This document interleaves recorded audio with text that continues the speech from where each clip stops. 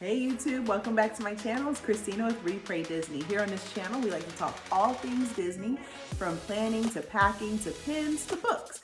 So if you're in for that kind of journey, come and join me. Be sure to go ahead and hit that like and subscribe button and hit that bell notification so you know when I post. So today's video, we are getting back into Rebel Rose. Last video, I left you off with chapter 9, I believe. And at that time, they were just announcing that Leo is going to be king and they're going to succeed for France.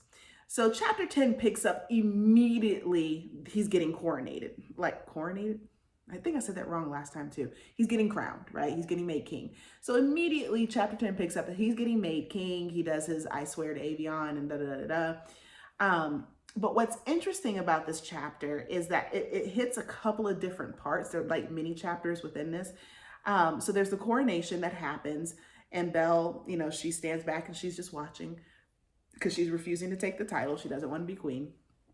But what's also really interesting that we learn is that Bastien, he put together the whole the whole succession thing. Like he put together the paperwork for Avion to succeed from France and had it personally delivered to the King Louis in France.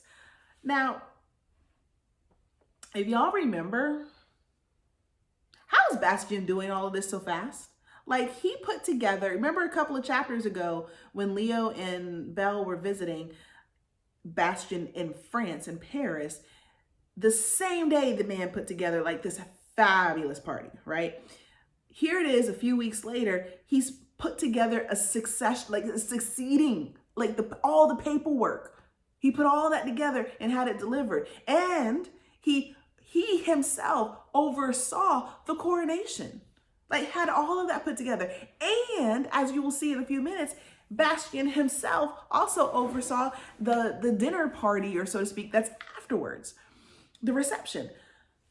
Dude, like one, he's a hell of a party planner. So like for real, if Bastien, if you're here in real life, you're a really good party planner. But on the side note, who are you and why are you doing this? Why are you inserting yourself into everything? Like y'all, I think he's the one, right? He's our bad guy.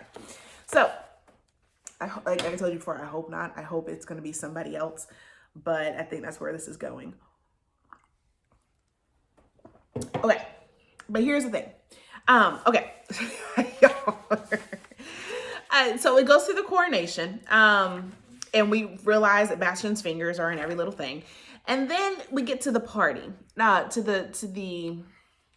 the reception, so to speak. And this is where it gets a little dicey, a little weird. So remember, no one has ever been married to a king and not been a queen. This is the first time. So there's etiquette problems. And good for Leo, because Leo's like, so let me back up. In order for the king to go in and sit down and eat and so forth, he has to be announced to the party. So essentially imagine this room, glorious room with this lavishly spread table and everything and all these people dressed up, but they're all standing around. No one's sitting, no one's eating because they have to wait for the king. So Leo's like, all right, let's go do this. And he's like, come on, Belle. And she's like, yeah, let's go do this. Let's go make sure, you go do your kingly thing. And Bastien and Cogsworth were like, no. Cogsworth, right? Let me tell you about Cogsworth. Side note. I don't know if I like how this author is playing our side characters, meaning our original cast from Beauty and the Beast. So like Lumiere, Mrs. Potts, Cogsworth, and Madame Wardrobe, or the wardrobe, right? I don't know how, I feel like she's placing them in the story at odd times, but they're not relevant to the plot of the story. Like they have no meat and potatoes. They're just words. They say a few things like reminiscent of who their character was from the movie, but there's no value to them. So I think she could have done a better job, at least so far, with giving them a little more value. Okay. All right. So Cogsworth's like, no, because he's the major domo. And I guess that's, whatever that is, again, French, I don't know, but he's the major domo. So he's like, no, you can't go. You have to be announced, and so forth. And so What gets me though is that Leo's like, why? Like, I'm king, we can do what I want.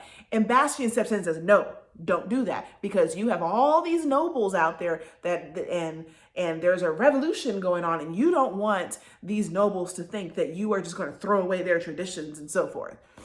And Leo's like, yeah, good point. I don't want to ruffle any feathers. And Belle's sitting there. Imagine Belle like, mouth open. So Leo gets announced and he goes into, to greet and so forth. But let me read you the line though, because y'all, the way he says it, he says, oh, hold on, because you've got to hear how he says this. Oh, here we go. Bastian peeked through the crack in the doors. You're trying to convince a room full of nobles that you're the king of what used to be a fledgling principality of France, correct? That is the goal here. That is the goal here. He waited for Leo to nod. Then don't ruffle their feathers for something as benign as walking into a room a slight bit before your wife. Shots fired. All right, Bastian. Who do you think you are? But it gets better, y'all. It gets better. So Belle's like, no, I'm not feeling that. So, who's supposed to announce me? He's like, she's not feeling it. So she's preparing to walk in, and he stops her. Bastian stops her because Leo's already in there. Bastian stops her, and he says, hold on. He goes, I outrank you, and etiquette dictates. And she goes, don't finish that sentence. So I am to stand here for the duration of dinner. Will you bring me a plate, or I am to go hungry as well? She asked sarcastically. Easy now, I'll find Cogsworth. Look, that whole interaction, I think Bastian, he's driving a wedge between Belle and Beast. I think he's trying to, but he doesn't realize their relationship is a bit stronger than that. Or else, why would you do this? Why wouldn't you support your cousin, the new king, and say, yes, let's just try. You know what? We want to build a strong Avion. We want to set ourselves apart from France. That was the point. So let's do things our way. But instead, he's not. And it's bothering me. All right. So there was that little thing, right? But here's another line. He goes,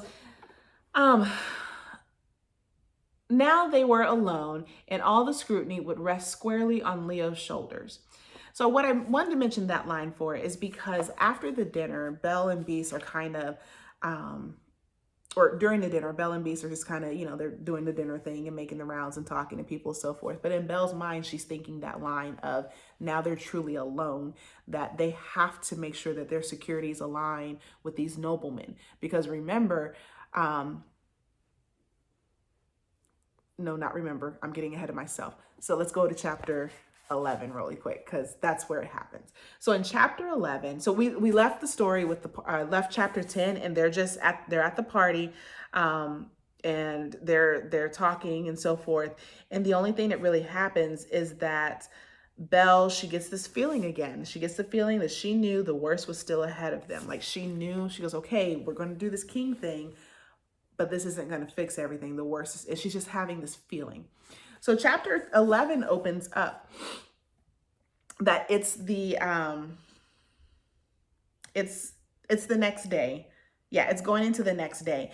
And what we find out is that Leo, when the idea of him being king and everything was going to happen, Leo has a huge heart. Leo is the one who wanted to have a simple coronation and invite the citizens of Avion. But it was Bastian who said, no, don't invite the citizens. We're going to have this lavish party. We're going to invite all these people from other countries and so forth. All the noblemen that are in the kingdom now. Bastian, again, his hands are in it, and Leo is letting him. Leo, I don't understand. Like, I know you were in that curse for 10 years, and at this point, Bastian is the only family you have, but dude, like, I feel like you're stronger than that, but you're letting, what is it, your want or need for family? Acceptance? I mean, what is it? Because you're letting this guy run you and essentially run your country if you're going to keep, or your kingdom if you're going to keep going this route. But anyway, so Bastian is the one who made him like, no, let's not worry about the commoners and the people of the city of Avion, or the town of Avion. Let's bring in all these highfalutin folks. Let's honor them first. Really? Anywho, so then it goes into, so afterwards, oh, I'm sorry, it wasn't the next day. It was like that evening. So Leo and Bastian and Belle are kind of sitting around, and Leo goes, I'd say that was a success. And Belle's like, and what exactly did we succeed at? She asked through exhaustion. Leo shrugged, showing the world we aren't weak. And this was just through a party. Bastian tipped the bottle toward his cousin in salute, and Belle was unconvinced. I think the trouble is still ahead of us. Leo rubbed his eyes. Come on now, Belle. Our people do not suffer like the citizens of France. It is rare that anyone in Avion faces starvation. So this is where Belle gets a little peeved, because she's like, it's not about this whole revolution and the suffering. It's not, yeah, they're starving, but it's not about that. But Bastian, once again, he pipes in and he's like, no, they're not starving. This isn't about anything else. Because Belle's like, wait a minute. Oh yeah, Belle's like, I think there's quite a bit more to the revolution and unrest than starvation. And Bastian's like, no, not at all. Remember last year's drought? Like, yeah, last year's drought kind of really messed things up for everybody. So there's like a grain shortage and stuff. So really, no, there's nothing else. The people are starving. And Belle's like, no, dude. I was there in the middle of the daggone city when they were beheading people. There was pamphlets, and it was not just starving people. It was the courtiers, what do they call them? The sans-culottes and the bourgeoisie. They were making speeches. So those people aren't starving people, they're working class people. And Bastian's still like, no, you don't really understand. She's like, I was there, I saw it, you were there. And like, they're having this huge tit for tat going back and forth. And Leo's like, enough, stop. And so, but Bastian has to get one edge in. He goes, but you wouldn't know anything about starvation because you are not a peasant.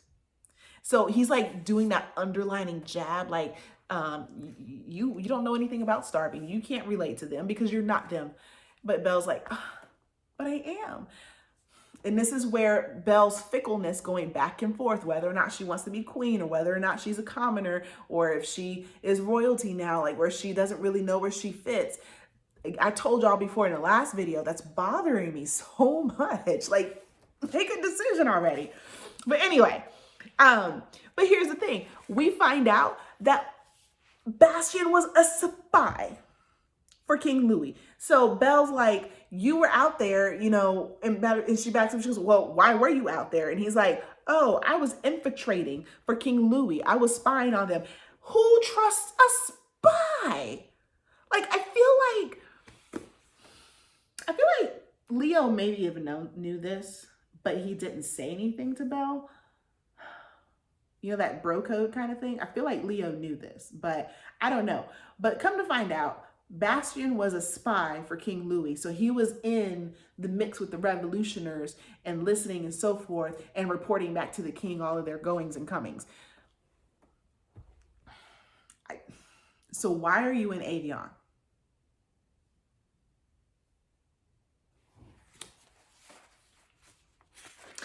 Okay, moving forward. Then it goes into,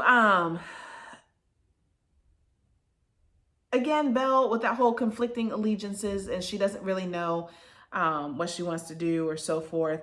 So anyway, they go to sleep, and the next morning they wake up, and Leo's not in the room. And Belle, she's like, where is he at? And Leo comes back, and he's like, yeah, Bastian's having these early morning meetings, and we're talking, and I just didn't want to wake you. And Belle's thinking, and I'm thinking, why are you keeping me out of the loop, Bastian? Because it's Bastian's doing. Bastian's the one that's saying, hey, we should meet while Belle's sleeping. Why are you falling for this, Leo? Like, God. Okay.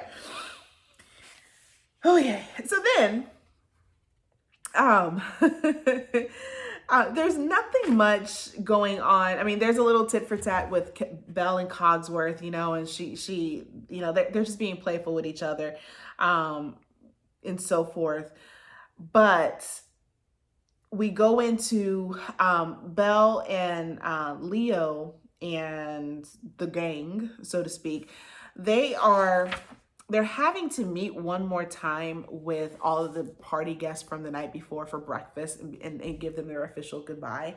So Belle's like, oh my God, we gotta go see these old people again. And Beast's like, yes, we gotta go do that. So anyway, they go in and they're seemingly having an okay breakfast. But then, as true to form, a messenger comes running in, right?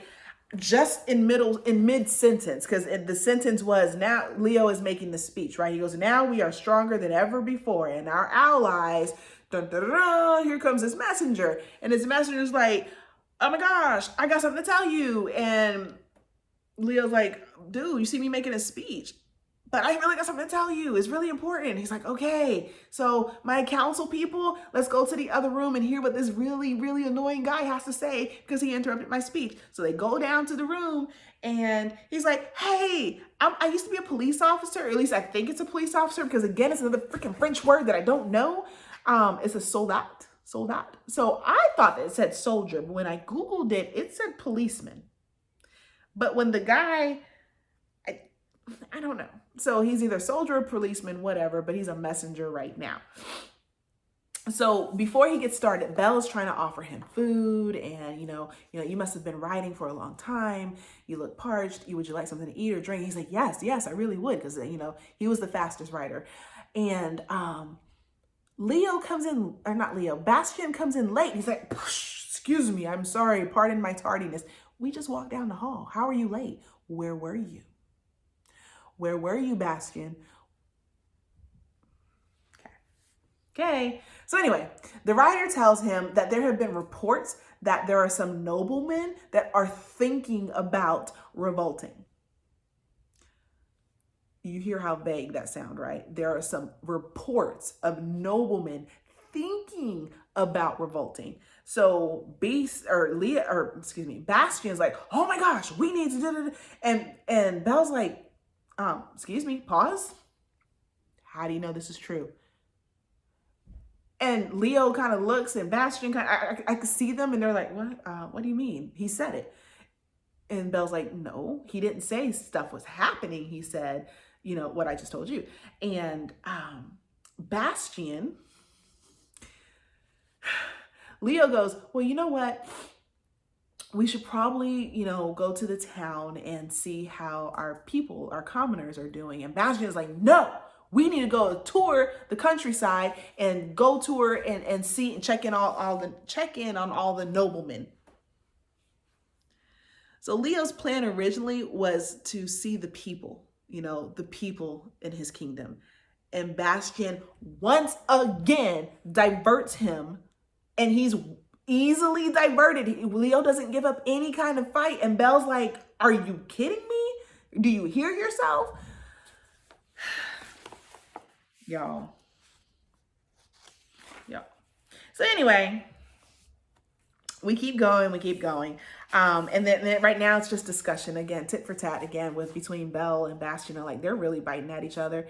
And Leo steps in. That's enough, guys.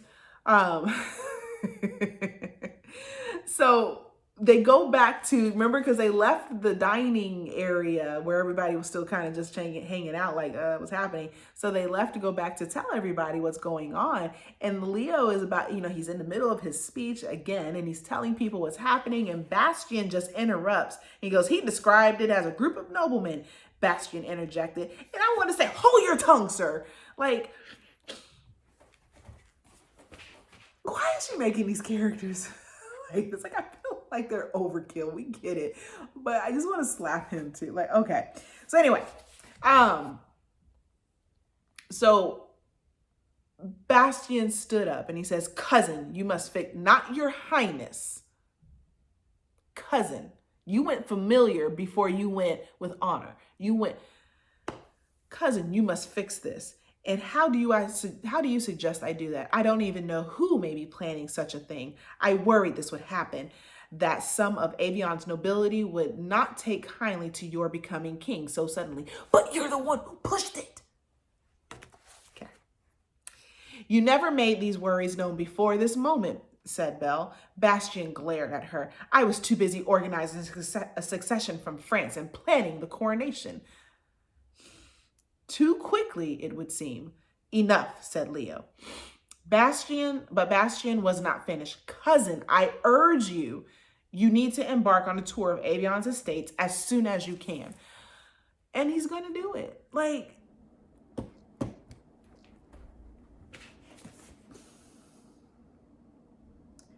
is he stupid? Like, you and I both know this isn't a thing. Like, why are you doing this? But I feel like, are you stupid? You're not. Why are you listening to him?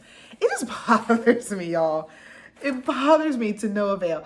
And then again, Belle is having these feelings and she refuses to say something. She just won't. She won't say anything about Bastien and the fact that she thinks he has an ulterior motive. But what she does say, because Leo asks, he goes, please, say your opinion, say your piece about it. And she goes, I don't think vague reports are enough to go on. I think we should, of course, be kept abreast of the situation with the nobles, but I think your attention should be focused on enacting reforms for Avion's commoners. And Bastien's like coughing at that and so forth. And he's like, we don't need reforms. We need to go check out the noblemen. And Belle goes, you wouldn't be afraid of a revolution if, she goes, there needn't fear the spread of revolution if we make Avion a place in which revolution could never take hold. Yes, Belle, you still bother me, but yes, like she's trying. I don't feel hard enough, but she is still trying. Like she's dropping these things, and again they go back and forth, and Leo has to stop them again. But ultimately, Leo decides to go. And Belle's just sitting back and she's like, I can't believe this.